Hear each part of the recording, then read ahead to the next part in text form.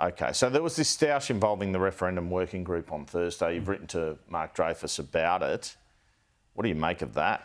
Well, I think we have to remember where all this started. The Prime Minister took a form of words to amend the Constitution to Garma. It's emerged in Senate estimates that he never consulted the Solicitor General. He didn't consult the Attorney-General's department about this. And now at midnight, the Solicitor General has gone to talk to the referendum working group with the Attorney-General and identified that there's a problem with the government's wording, and they've proposed alternate wording. If Australians are going to vote on these matters, we need to see the Solicitor General's advice. We need to understand what the most senior government lawyer thinks are the issues and challenges with the words that the government has put forward. Do you believe the Voice, if it gets up, should provide advice to executive government as well as Parliament?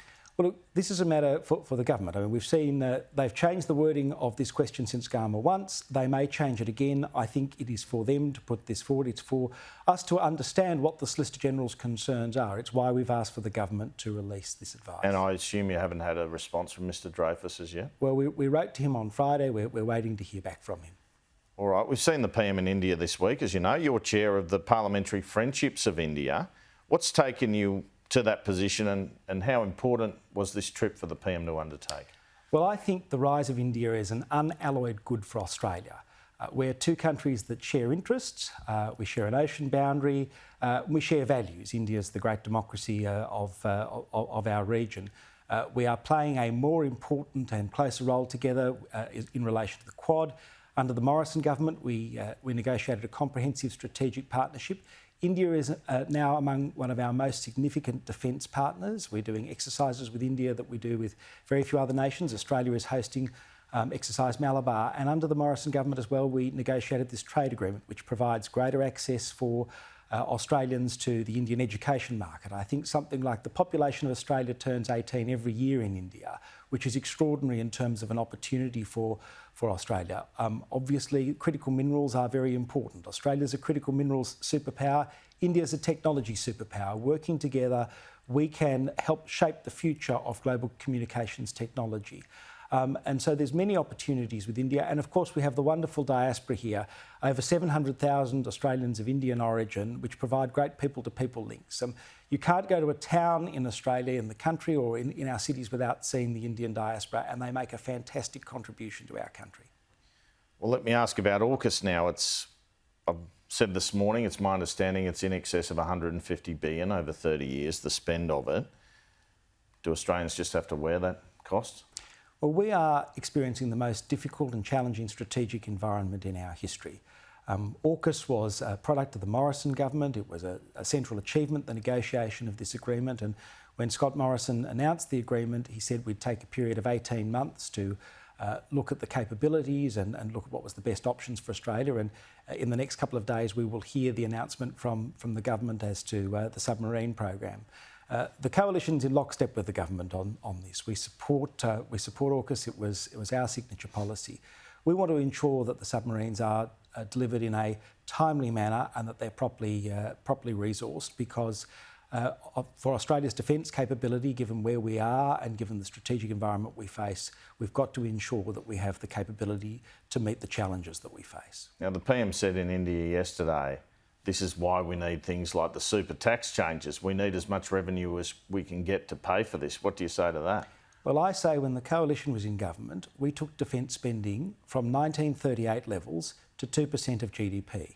We committed to $270 billion worth of defence expenditure out to 2030, and we did all of that without raising taxes. We want to see the purchase of these submarines. We want to see the AUKUS program going forward.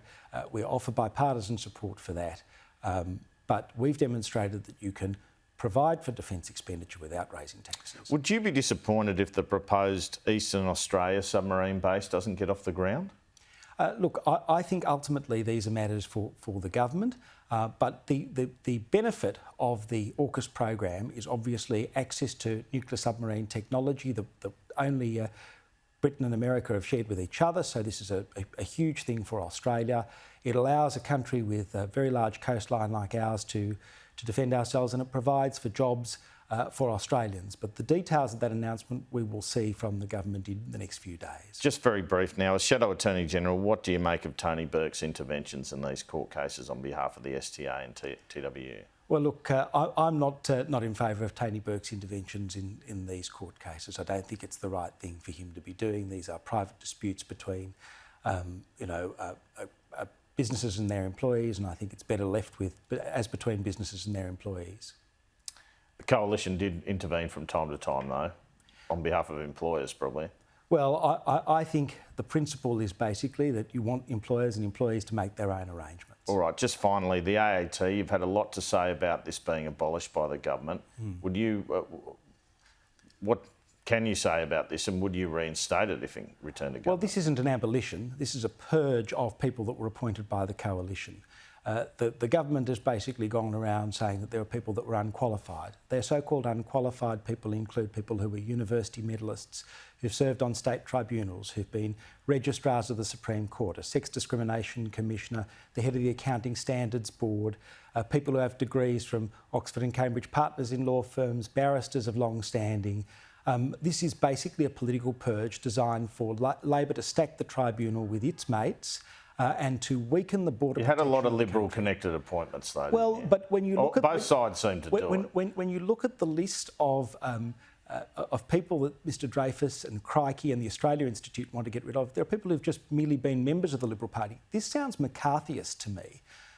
Service in the Parliament, either as a parliamentarian or as an advisor, should not preclude people from appointment if you're otherwise acceptably qualified. But the big issue, Andrew, here is that the AAT deals with our border protection matters. It allows people to appeal decisions of the migration officials. It allows people to appeal decisions about the character determinations where people get thrown out of the country, as Peter Dutton often did when people are sex offenders or bikies or engaged in organised crime. What I think this really is about is Labor trying to stack the tribunal with left-wing activists and Labor lawyers in order to undermine our border protection system. And we in the Coalition just will not stand for that. Julian Leeser, thanks for your time this morning. Thanks, Andrew.